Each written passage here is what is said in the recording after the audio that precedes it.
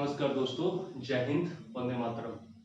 उम्मीद है सब लोग कुशल होंगे, सुरक्षित होंगे और सभी दिशा निर्देशों का पालन कर रहे होंगे, सैनिटाइजर्स लगा रहे होंगे, मास्क लगा रहे होंगे और सोशल डिस्टेंसिंग भी मेंटेन कर रहे होंगे। तो आइए शुरू करते हैं आज का हमारा विषय और मैं चंद्रवर्धन आपका स्वागत करता हूँ अध्ययन इंफोटेनमेंट में।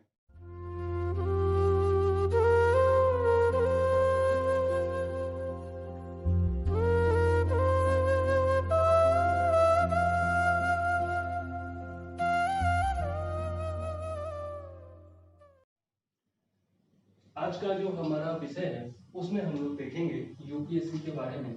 मैंने जैसा आप लोगों से कहा था कि मैं टिप्स एंड ट्रिक्स का एक नया सेक्शन लाने वाला हूं, जिसमें हम लोग यूपीएससी, बीपीएससी और अन्य पीसीएस के बारे में पढ़ेंगे कि किस प्रकार से तैयारी करते हैं, क्या बाधाएं आती है तैयारियों में, उनसे कैसे निपटते हैं, हम लोग क्या गलतियां करते हैं जिनसे हमें सीखना चाहिए। ठीक है, तो आप अपनी गलतियों से सीखो, उससे अच्छा होता है कि आप दूसरों की गलतियों से सीखो, दूसरों के अनुभवों से सीखो। ठीक है, इससे टाइम बचता है और आपको जो है सही राह भी मिलती है।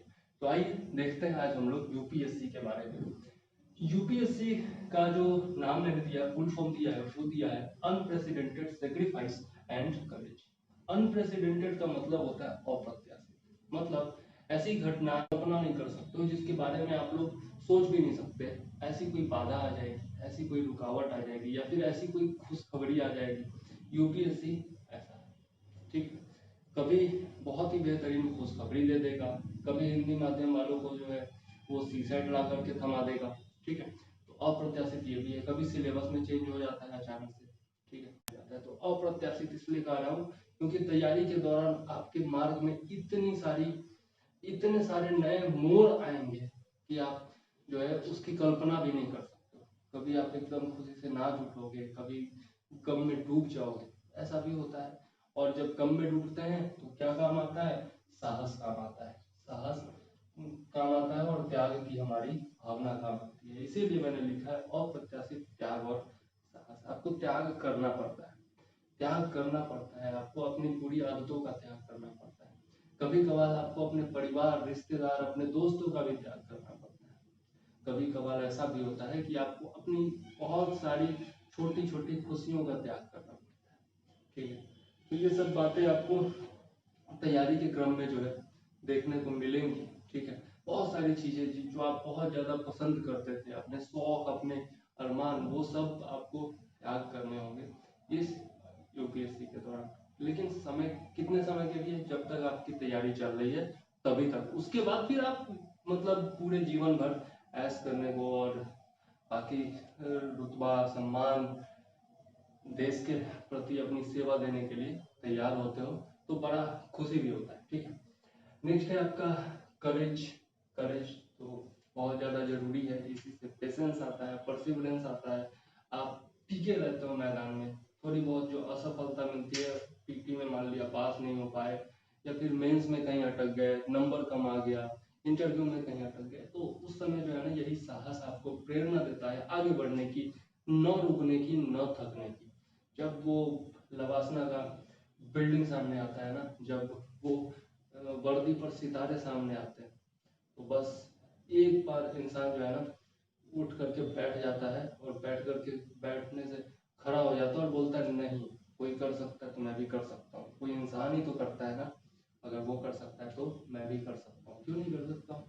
हो सकता है कि उसका दिमाग थोड़ा सा मुझसे अच्छा हो, थोड़ा सा ज़्यादा जल्दी वो चीज़ों को समझ लेता हूँ, लेकिन मैं उससे ज़्यादा मेहनत करूँगा, इसमें अच्छा हूँ मैं, वो उसमें ज़्यादा मेहनत करूँगा तो मैं जरूर करूँगा। ठीक है, तो ये साहस जो होता है वो आपको आगे बढ़ने की प्रेरणा देता है। अब हम लोग देखते हैं कुछ जरूरी बिंदु जिन पर ध्यान देना आवश्यक है तैयारी करने से पहले या तैयारी के दौरान। और बहुत सारे लोग मुझसे अक्सर ये सवाल पूछते रहते हैं। ठीक है, तो देखते हैं पहला पॉइंट जो है हमारा, वो तैयारी क्यों करना है। ये तो मेरी तरफ से पॉइंट है कि तैयारी क्यों करना है, ये आपको सोच लेना चाहिए जब आप तैयारी करने का सोचते हैं। ठीक है, क्यों करना है? बहुत सारे लोग ये भी बोलते हैं कि भाई रुतबा है, पैसा है, सम्मान है, बहुत कुछ है इसमें, तो क्यों ना करें। तो ऐसे लोग मत करो यार तैयारी केवल रुतबा, पैसा और सम्मान के लिए करना है तो और भी बहुत सारे काम है। कोई बढ़िया MBA कर लो, IIT से इंजीनियरिंग कर लो, कोई बढ़िया कंपनी में। तो क्यों यहाँ UPSC क्यों करना है? अगर केवल पैसा, रुतबा और सम्मान चाहिए तो बहुत सारे और भी जॉब है, ठीक है, तो इसके लिए मत करो। दूसरा पॉइंट कि भाई फलाना कर रही थी तो हम करम, पिताजी बोले हैं भाई कि उसका बेटा, शर्मा जी का बेटा गया है तैयारी करने, तो तुम भी करो, तुम क्यों नहीं करोगे? स्टेटस मेंटेन करना है भाई, समाज में स्टेटस मेंटेन करने के लिए भी लोग UPSC की कोचिंग कराते हैं, और शादी करवाने के लिए भी कुछ लोग जो है गांव में UPSC की तैयारी करवाते हैं कि भाई कोई लड़की वाले आएंगे तो क्या कहेंगे, तो भाई मेरा बेटा तो UPSC की तैयारी कर रहा है, 1-2 साल में अधिकारी बनने वाला है, तो दहेज जो है हमारा, सॉरी दहेज की बात नहीं करनी चाहिए, दहेज प्रथा अच्छी बात नहीं है और कानूनी भी नहीं है, लेकिन जो सच्चाई है वो यही है। तो ऐसे लोग जो है तैयारी ना करें, ठीक है। कुछ लोग ऐसे भी होते हैं, भाई मेरे दोस्त ने किया है तो मैं भी कर देता हूँ, तो ऐसे लोग भी ना करें, ठीक है।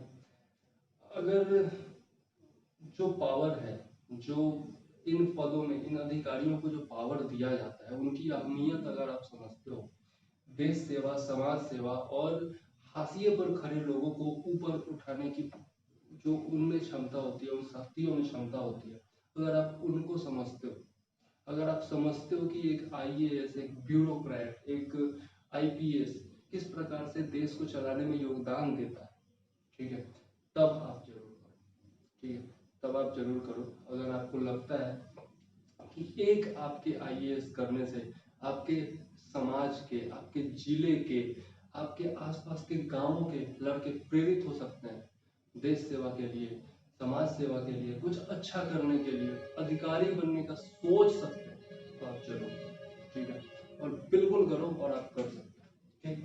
तो पहला पॉइंट हमने देखा तैयारी क्यों करना है। दूसरा, तैयारी कैसे करना है, तो इसमें जो है बहुत सारे पॉइंट्स हैं, जिसमें है आपका सबसे पहला शुरुआत कैसे करें, और शुरुआत कैसे करें के अंतर्गत हम लोग देखते हैं पाठ्यक्रम, NCERT किससे शुरुआत किस प्रकार करें और खुद में बदलाव किस प्रकार करें। तो सबसे पहले तो पाठ्यक्रम बहुत ज़्यादा जरूरी है। कोई भी चीज़, कोई भी तैयारी, UPSC नहीं, कोई भी आप तैयारी करो, कोई भी आपका जिंदगी में भी आपको कोई भी जर्नी में जाना हो, तो सबसे पहले आप क्या करते हो, तैयारी करते हो ना। आपको मान लिया मसूरी ट्रिप पर जाना है, गोवा ट्रिप पर जाना है, तो आप भाई कपड़े रखोगे ना। मसूरी में जाना है तो ठंड लगेगी भाई, तो कपड़े रखेंगे, गर्म कपड़े रखेंगे, बहुत सारी चीज़ें रखेंगे अपने, ठीक है, तैयारी करेंगे। तो उसी तरीके से अगर आप परीक्षा की भी तैयारी कर रहे हो, तो बहुत सारी तैयारियां करनी पड़ती है, जिसमें पाठ्यक्रम देखना बहुत ज़्यादा जरूरी होता है, सिलेबस देखना बहुत ज़्यादा जरूरी होता है, और सिलेबस को तो उतार लेना चाहिए। मैं तो कहता हूँ कि आराम से 3-4 दिन तक आप जो है सिलेबस अच्छे से पढ़ो, अपनी भाषा में, जिस भी भाषा में आपको पढ़ने की इच्छा हो, आप UPSC की वेबसाइट से जाओ, डाउनलोड कर लो लेटेस्ट सिलेबस, और उसको अच्छे से पढ़ो। अच्छे से पढ़ करके अपने दिमाग में इस प्रकार से उतार लो कि यदि आप NCERT पढ़ रहे हो या फिर कोई दूसरी किताब पढ़ रहे हो, ऑथेंटिक किताब, तो उस समय पढ़ते ही आपके दिमाग में आ जाए कि हाँ भाई ये सिलेबस में था, ये नहीं था, ये था, ये नहीं था। प्रीवियस ईयर क्वेश्चन भी आपको बहुत ज़्यादा जरूरी है, प्रीवियस ईयर क्वेश्चन देख लो। जो सॉल्व पेपर्स आते हैं, बहुत सारे आते हैं, अरिहंत के आते हैं, दृष्टि के आते हैं, और भी बहुत सारे आते हैं जो कि बहुत अच्छे से दिया हुआ है जिसमें आंसर। दृष्टि का तो मेंस का भी आता है, मैंने देखा है, बहुत अच्छा आंसर दिया हुआ है, आपको दिखलाया भी था शायद उस दिन। तो PT और मेंस का सॉल्व पेपर जो आता है प्रीवियस ईयर का, वो जरूर ले लो, और उससे भी आपको मदद मिलेगी। जब आप किताब पढ़ोगे तो आपको पता रहेगा कि ये क्वेश्चन पूछा जा चुका है, तो ये पॉइंट पर ज़्यादा ध्यान दो, और जो नहीं पूछा गया है या फिर जो सिलेबस में नहीं है उसको छोड़ो, ठीक।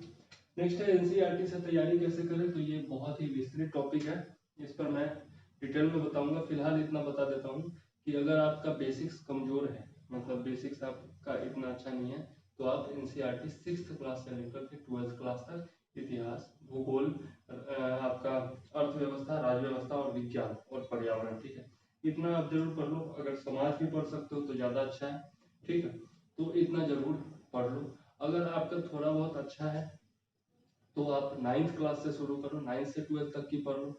और अगर आपका बहुत अच्छा है, आपको लगता है कि मतलब आप जो विशेष किताबें हैं, जो स्पेशल किताबें हैं, जो यूनिक किताबें हैं हर सब्जेक्ट के लिए, उनको आप पढ़ सकते हो, समझ सकते हो, तो ठीक है, कोई बात नहीं है, आप एनसीईआरटी मत पढ़ो, वो आप पर निर्भर करता है। ठीक, आप अपने आप को किस हद तक जानते हो। ठीक, नेक्स्ट है आपका खुद में बदलाव। खुद में बदलाव आपको ये करना पड़ेगा कि आपको त्याग करने के लिए तैयार रहना पड़ेगा, अपना समय देने के लिए तैयार रहना पड़ेगा। जो बहाने बनाने की आदत है, जो आलसपन है, उसको दूर करना होगा। ठीक है, जो आप मतलब मित्रों के साथ घूमते रहते हो फालतू, या फिर कुछ मूवीज और बाकी सब देखते रहते हो, वेब सीरीज का इंतजार करते रहते हो, या फिर अलग से घूमने फिरने का इंतजार करते रहते हो, पार्टी वगैरह करते रहते हो, तो इसमें थोड़ा सा परिवर्तन करना पड़ेगा, क्योंकि स्ट्रिक्टली जो है अनुशासन यहाँ पर बहुत ज़्यादा जरूरी होता है तैयारी के दौरान। मस्ती करने में कोई रुकावट नहीं है, मस्ती आप करो, लेकिन जब तक आपका टास्क पूरा नहीं हो जाता डेली का, तब तक आप जो है फ्री नहीं हो कि आप वो कर सको, मतलब मस्ती कर सको और बाकी सब काम कर सको। ठीक, तो नेक्स्ट पॉइंट में चलते हैं हम लोग अपना, वो है तैयारी के स्रोत। तो तैयारी के स्रोत भी हम लोग देखेंगे, ये भी एक विस्तृत टॉपिक है, तो इसके बारे में हम लोग अच्छे से डिटेल में देखेंगे। ठीक है, नेक्स्ट हम लोग चलते हैं तैयारी के चरण। तैयारी के स्रोत के बारे में एक और बात बता देता हूँ। तैयारी के स्रोत और तैयारी के चरण, ये दोनों हम लोग एक किसी वीडियो में कवर करेंगे, 20-25 मिनट की वीडियो में। ठीक है, तैयारी के स्रोत और तैयारी के चरण एक दूसरे से जुड़े होते हैं, क्योंकि जैसे जैसे एक चरण से दूसरे चरण में जाते हैं, स्रोत भी थोड़ा सा अलग होते जाते हैं, नोट्स भी हमारे अलग होते जाते हैं। तो इसके बारे में बहुत ही डिटेल में हम लोग पढ़ेंगे, हर सब्जेक्ट के स्रोत के बारे में पढ़ेंगे, और स्रोत एक या दो स्रोतों के बारे में पढ़ेंगे, उससे ज़्यादा के बारे में नहीं बताएंगे, क्योंकि बड़ा भ्रम हो जाता है यार, उसके बारे में भी आगे बताऊंगा। ठीक है, नेक्स्ट हमारा जो पॉइंट है वो है कितना समय पढ़ना है और दिनचर्या क्या हो कि जल्दी सफलता। देखते हैं कितना समय पढ़ना है और दिनचर्या क्या हो, ये आप खुद तय कीजिए। आप खुद तय करेंगे तो ज्यादा बेहतर रहेगा, क्योंकि आप अपने आप को अच्छे तरीके से समझते हैं, अपने आसपास के वातावरण को अच्छे तरीके से समझते हैं। आप कहाँ रह रहे हो, आप घर में रह रहे हो, किसी लॉज में रह रहे हो, किसी कोचिंग इंस्टीट्यूट के आप हॉस्टल में रह रहे हो, या फिर कहीं बाहर शहर में रह करके तैयारी कर रहे हो, अकेले रह करके ग्रुप में रह रहे हो, इन सब पर निर्भर करता है कि आपकी दिनचर्या क्या होनी चाहिए। आप कितने घंटे पढ़ोगे, आपका दिमाग का लेवल क्या है, ये आप सबसे अच्छा जानते हो कि आप कितने देर में कोई भी चीज़ अच्छे से समझ सकते हो सकता है कि आप बहुत तेजी में कुछ चीज़ समझ लेते हो सकता है कि कुछ चीज़ें समझने में आपको टाइम लगता हो, कोई विषय आप पढ़ रहे हो सकता है कि वो विषय आपकी रुचि का हो, तो आपको जल्दी समझ में आ जाएगा, उसमें समय कम लगेगा। कोई ऐसा विषय होता है जो कि बोरिंग लगता है आपको, या फिर समझ में जल्दी नहीं आता है, तो उसमें टाइम ज़्यादा लगेगा। तो ये कोई सामने वाला आपको आकर के नहीं बता सकता है कि कितने घंटे पढ़ना है और क्या आपकी दिनचर्या होनी चाहिए, वो आप खुद तय करो यार। आप ग्रेजुएट हो चुके हो, 18 वर्ष से उम्र के बाद तो वयस्क मान लिया जाता है, और आपको मताधिकार, आप सरकार चुनने के काबिल हो सकते हो। तो सरकार चुन सकते हो यार, अपनी दिनचर्या नहीं चुन सकते हो, अपने लिए समय नहीं चुन सकते, तो ये तो गलत बात है। ठीक है, तो आप खुद चुनो कि कितने घंटे पढ़ने हैं और दिनचर्या आपकी क्या होनी चाहिए। ठीक है, नेक्स्ट चलते हैं कि क्या कोचिंग जरूरी है। तो कोचिंग बिल्कुल जरूरी नहीं है मेरे हिसाब से। कोचिंग से एक दो फायदे जरूर होते हैं। फायदे ये होते हैं कि भाई आपका जो तारतम्य है, जो आपका लगातार पढ़ने का सिलसिला है, वो थोड़ा सा बना हुआ रहता है। डेली वो टास्क वगैरह देते हैं, तो आप जो है उसको कंप्लीट करने की धुन में लगे लगे रहते हो। थोड़ा कंपटीशन भी होता है, क्लास में बहुत सारे लोग होते हैं, तो लड़कियां भी होती हैं, तो थोड़ा सा मतलब समझ सकते हो, आपको लगता है कि भाई इज्जत है यार, थोड़ा सा स्वैग होना चाहिए कोचिंग में, तो अच्छे से तैयारी भी करते हो, तो ये थोड़ा बहुत होता है। ओके, अधिकतर लोग वैसे पढ़ने जाते नहीं है, थोड़ा सा फोकसबाजी ही ज़्यादा होता है कोचिंग में, मैंने देखा है जो भी है। तो मैं किसी पर कोई आरोप नहीं लगाना चाहूँगा।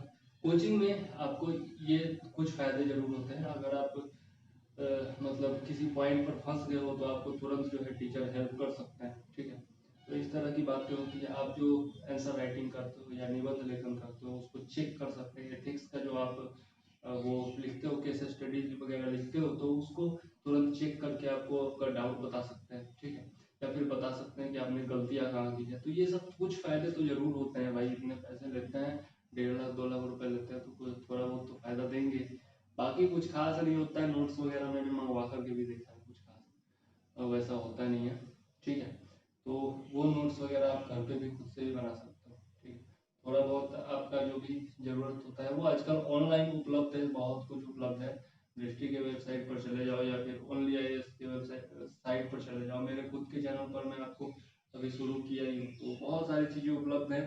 ठीक है, मृणाल सर के वेबसाइट पर चले जाओ, तो वहाँ पर बहुत सारे वीडियोज अच्छे उपलब्ध है। आपके मॉडर्न हिस्ट्री के, इकोनॉमिक्स के, आपके ज्योग्राफी के वीडियोज बहुत अच्छे हैं। फिर आर्ट्स एंड कल्चर के वीडियोज बहुत अच्छे हैं, तो मैंने देखे हैं, पढ़े भी हैं, बहुत अच्छे हैं।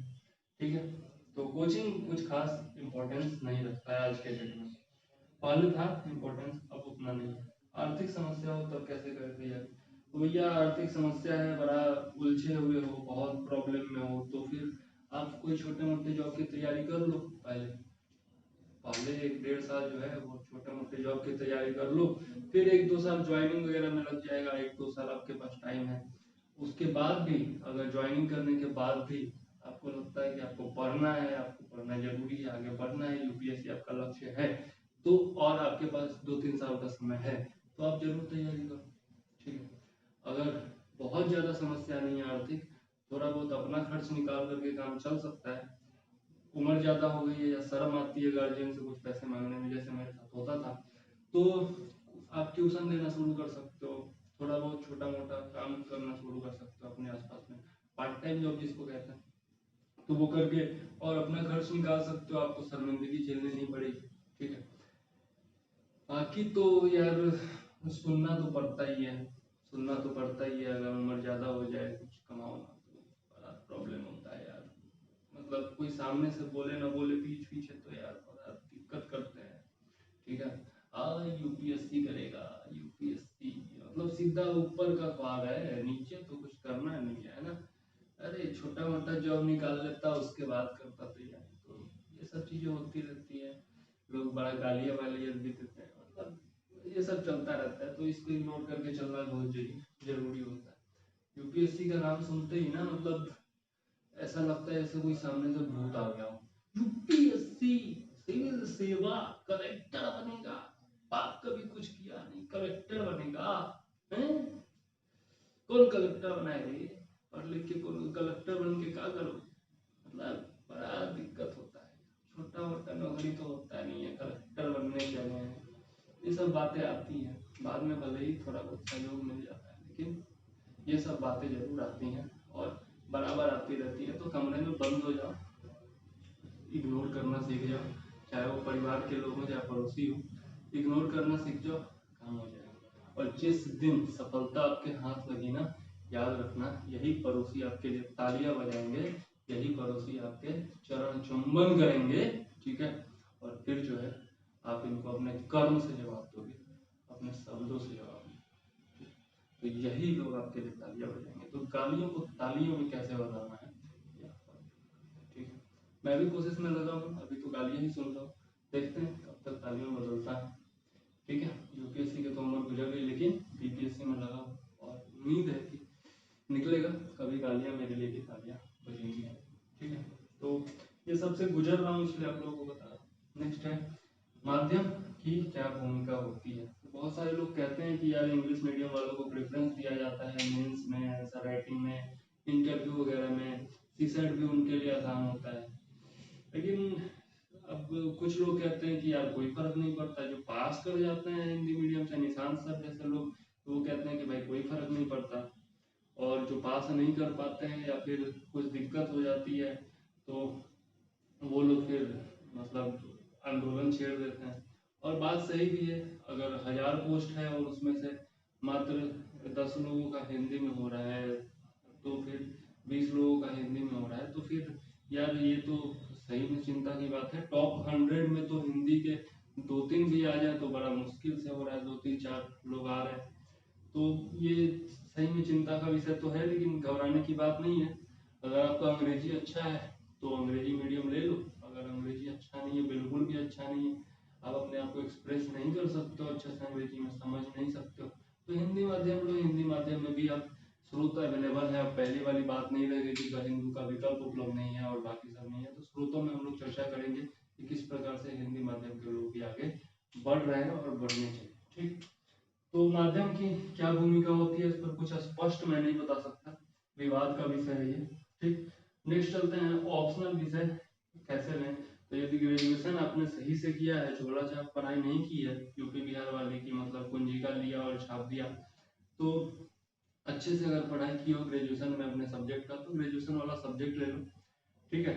और अगर अच्छे से तैयारी नहीं की हो तो आप ये देख लो कि भाई कौन सा सब्जेक्ट है जिसको आप साल भर 2 साल मतलब डेली 2 घंटा लगातार पढ़ो, फिर भी बोर ना हो, फिर भी आपको अच्छा लगे, पढ़ने में मजा आए, और उससे आप कुछ अर्थ निकाल सको उस सब्जेक्ट के बारे में, उस पॉइंट के बारे में कुछ खुद से सोच करके और इनोवेटिव कर सको, तो ऐसा सब्जेक्ट लो, ठीक है। कोई और आपको नहीं बता सकता कि आपको क्या ऑप्शन लेना है, आप अपने आप को खुद से जानते हो, आपको सबसे अधिक पता है कि आपको कौन सा सब्जेक्ट पढ़ने में मजा आता है। वैसे आपके कोई पूछे तो बता सकते हो कि भाई मैथ में तो बड़ा मजा आता है, लेकिन अंदर अंदर जानते हैं कि भाई मैथ तो देखते ही जो है नानी याद आने लगती है। तो ऐसा मत करो, अपने आप से समझो, अपने आप को जानो, और अपने आप को पता जरूर होता है कि भाई मुझे इतिहास पसंद है कि भूगोल पसंद है कि क्या पसंद है, ठीक है। उसके बाद जाकर के सिलेबस देखो, सिलेबस से पता करो कि भाई किसका पाठ्यक्रम ज़्यादा कठिन है, किसके पाठ्यक्रम में क्या दिया हुआ है। उसके बाद देखो कि भाई आपका स्रोत, जो अध्ययन का स्रोत है वो अवेलेबल है कि नहीं है, आपके कोई जो टीचर है वो बताने वाले हैं कि नहीं है, कोई इस तरह का मतलब आपको कोई आगे बढ़ाने वाला या फिर कोई मोटिवेटर या फिर आपको उस सब्जेक्ट में कुछ नॉलेज देने वाला, कहीं डाउट हो तो कुछ बताने वाला, ऐसा कोई उपलब्ध है कि नहीं, ये सब देख लो, ठीक है। उस विषय के स्रोत आपके पास उपलब्ध है कि नहीं है, ये देख लो, ठीक। तो ये सब देख करके खुद से चयन करो कि क्या आपको वैकल्पिक विषय लेना है, ठीक। मेनली आपकी रुचि पर निर्भर करता है, ठीक है, कोई खास फर्क नहीं पड़ता। कुछ लोग ऐसा भी बोलते हैं कि कुछ सब्जेक्ट जो होते हैं वो उसमें ज़्यादा मार्क्स आते हैं, जैसे आजकल जो है पहले भूगोल में मार्क्स ज़्यादा आते थे, उसके बाद फिर आपके जो मेडिकल सब्जेक्ट थे या इंजीनियरिंग सब्जेक्ट थे उसमें मार्क्स ज़्यादा आने लगे। अब जो है लोग कहते हैं कि जो साहित्यिक सब्जेक्ट, भाषा वाले जो आपके विषय हैं, जैसे कि हिंदी साहित्य हो गया, संस्कृत साहित्य हो गया, अंग्रेजी साहित्य हो गया, तो इस प्रकार से इन सब में जो है नंबर ज़्यादा आते हैं, तो बहुत सारे लोग एक साथ उसी पर जुट जाते हैं कि भाई इसमें ज़्यादा नंबर आया तो यही ले लेते हैं। या फिर टॉपर जो सब्जेक्ट लेता है फिलोसफी ले लिया, तो भाई बहुत सारे लोग फिलोसफी में कूद जाते हैं। तो ऐसा मत करना, भेड़ चाल का हिस्सा मत बनना, जो भी आपको रुचि हो उसके हिसाब से करना, और बाकी सारी चीज़ें देख कर करना। नेक्स्ट है सीसेट की तैयारी। तो सीसेट बहुत सारे लोगों के लिए प्रॉब्लम होता है, जो खास करके हिंदी माध्यम के लोग हैं उनके लिए बहुत बड़ी समस्या होती है। तो सीसेट के लिए जो है प्रीवियस ईयर क्वेश्चन प्रैक्टिस करना बहुत जरूरी है, ठीक है। उसके अलावा एक अंग्रेजी पेपर पढ़िए या फिर मैगजीन पढ़िए, इससे थोड़ा बहुत अंग्रेजी में फ्लुएंसी आएगी, क्योंकि हिंदी में जो आपके शब्द लिखे होते हैं यूपीएससी के, वो तो दिमाग से भाई मतलब सीधे ईश्वर के पास पहुंचा देते हैं कि यार ये हिंदी, ऐसी हिंदी मतलब कभी ना सुनी थी ना कभी देखी थी, ठीक है। तो अपना अनुभव बता रहा हूँ कि भाई हिंदी में जब मैं बिल्कुल त्रस्त हो गया, तो मैंने इंग्लिश लिया कि भाई इंग्लिश में देखूं तो समझ में आया, तो इंग्लिश में समझ में आया, तो मैं बताया हर बार सी सेट तो मेरा पास हुआ है, पीटी भी एक बार पास हुआ है, जो भी है। तो सी सेट में की तैयारी करने के लिए आपको प्रैक्टिस की जरूरत होती है, ठीक है। रीजनिंग थोड़ा बहुत देखना होता है, मैथ्स थोड़ा बहुत देखना होता है, तो वो सब धीरे धीरे क्रम में होता रहेगा। जब स्रोत बताऊंगा तो आगे और इसके बारे में बताऊंगा, तो ठीक है। नेक्स्ट है आपका यहाँ पे एक और, मैंने जो गलतियाँ जो हम अक्सर करते हैं ये पॉइंट छोड़ दिया, तो इसमें पढ़ने के तरीके में गलती करते हैं, नोट्स बनाने में गलती करते हैं, और भ्रम जाल जो होता है वो बड़ा परेशान करता है। कई बार क्या होता है कि पढ़ने के तरीके में हम बड़ा गलती कर देते हैं, किताब उठाया और रट्टा मारना चालू है यार, मतलब इतना रट्टा मारते हैं, इतना रट्टा मारते हैं, सोचते हैं जैसे रेलवे वाला एग्जाम है, दरोगा वाला एग्जाम है, उसमें वन लाइनर्स क्वेश्चन आते हैं, वैसे ही यूपीएससी में भी आ जाएंगे। तो ऐसा नहीं होता है, यूपीएससी में आपको एनालिसिस करने वाले क्वेश्चंस आते हैं, आपको दिमाग खर्च करना पड़ता है, आपने जो भी पढ़ा है जैसे भी पढ़ा है उसको अच्छे से विश्लेषित करने की आवश्यकता होती है। कुछ क्वेश्चंस मतलब डायरेक्ट भी होते हैं, लेकिन अधिकतर क्वेश्चंस ऐसे होते हैं जिसमें आपको दिमाग खर्च करना पड़ता है, और अगर आपने पढ़ा है तभी आप दिमाग खर्च कर सकते हो। तो पढ़ने का तरीका अच्छा होना चाहिए, नोट्स बनाने का तरीका सही होना चाहिए, ठीक है। और भ्रम जाल जो है आपका यूट्यूब चैनल बहुत सारे डेली नए नए खुल रहे हैं, नए नए पेज बन रहे हैं, नए नए व्हाट्सएप ग्रुप बन रहे हैं, तरह तरह के दावे किए जा रहे हैं मेरे यहाँ से पढ़ लोगे तो यूपीएससी तो पक्का क्लियर होना है, मतलब सीसेट में धूम मचा दोगे और पीटी में धूम मचा दोगे भाई, 100 क्वेश्चन में 80 क्वेश्चन की गारंटी मैं लेता हूँ, तो ये करता हूँ तो वो करता हूँ भाई। बहुत सारा दावा है, बहुत सारा वादा है, मैं उसमें पचड़े में नहीं पड़ना चाहता, बहुत सारा पचड़ा में पड़ चुका हूँ। अब क्या, तो टॉपर्स भी हमें बड़ा भ्रम आते हैं। कोई टॉपर आकर के बोल देगा कि भाई आर एस शर्मा ले लो, आर एस शर्मा ले लिया। कोई आकर के बोल देगा एस के पांडे ले लो, तो एस के पांडे ले लिया। कोई आकर के बोल देगा उपेंद्र सिंह ले लो, कोई बोल देगा कोई दूसरी किताब ले लो। सारी किताबें ले आकर के और जमा करते रहो और फालतू का बकवास हो जाता है। तो इन सब भ्रम जाल में नहीं पड़ना है, ठीक है। ना आपको यूट्यूब चैनल्स के, ना फेसबुक ग्रुप के, ना पेज के, ना व्हाट्सएप के किसी भी जो है गुरु घंटाल के पर जो है मतलब आंख मूंद करके भरोसा नहीं करना। मैं भी उसी में से शामिल हूँ, तो मुझ पर भी जो है आंख मूंद करके भरोसा मत करना। ग्रेजुएट हो, 18 साल से ऊपर के हो यार, खुद से अपना देखो किस प्रकार कौन आपको सही से समझा सकता है, कौन नहीं समझा सकता है, आप खुद अच्छे से जानते हो। भ्रम जाल में मत पड़ना, ठीक है। कोई भी जो कहता है उस पर अंधा अनुसरण मत करना, ठीक। तो ये सब मैं बताऊंगा, नोट्स बनाने का तरीका भी बताऊंगा, ठीक है। और सब जो है भ्रम जाल वगैरह से बच के रहिएगा, ठीक है, नहीं तो मेरी तरह बर्बाद हो जाइएगा। बर्बाद क्या मतलब, मैं तो खैर लगा हूँ, मैंने कभी हार नहीं मानी, लेकिन फिर भी यूपीएससी की उम्र निकल गई तैयारी करते करते, तो मैं कह सकता हूँ कि भाई मैं फिलहाल तो फेल्यूर ही हूँ। तो मेरी जैसे मत बनना, मेरी गलतियों से सीखना, मैं अपनी गलतियाँ बताऊंगा कि मैंने क्या क्या किया। और ये सब जो है ना मेरा अनुभव ही है। बहुत सारे लोग पूछते हैं कि भाई तुमने क्या कर लिया जो तुम बताते हो यूपीएससी की तैयारी कैसे करनी है।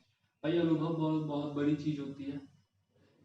मेरे निकालने ना निकालने के पीछे बहुत सारे कारण हो सकते हैं, जो मैं सामने से बता सकता हूँ। कुछ बहुत सारी चीज़ें मैंने बताई हैं, बहुत सारी चीज़ें ऐसी होती हैं जो बता नहीं सकता, ठीक है। तो जो अनुभव है, जो मैंने देखा है, जो मैंने सीखा है तैयारी के क्रम में, वही आपको बता रहा हूँ, सजेशन दे रहा हूँ एक भाई के रूप में, एक दोस्त के रूप में।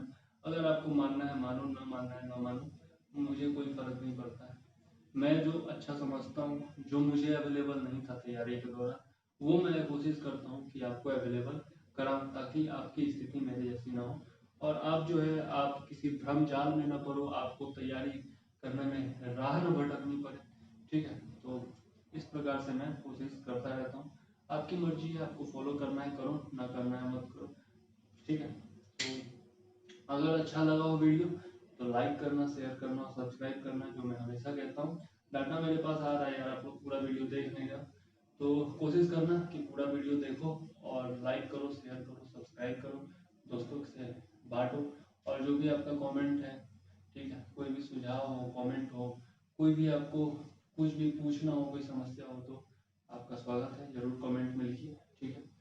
और सब लोग जो है वेरी नाइस सर, ये सर वो सर लिख देते हैं, तो वो चीज़ें ठीक नहीं है। कमेंट में आप लिखा करो कि भाई ये समस्या है, ये बताओ आपके साथ ये समस्या है। कुछ लोगों ने बताया कि आवाज़ कम आ रही थी, तो मैंने कोशिश किया है कि भाई आवाज़ इस बार ठीक रहे, ओके। तो इस प्रकार की बातें लिखा करो, ओके। तो आज के लिए बस इतना ही रहने देते हैं, इजाज़त दीजिए मुझको। जय हिंद।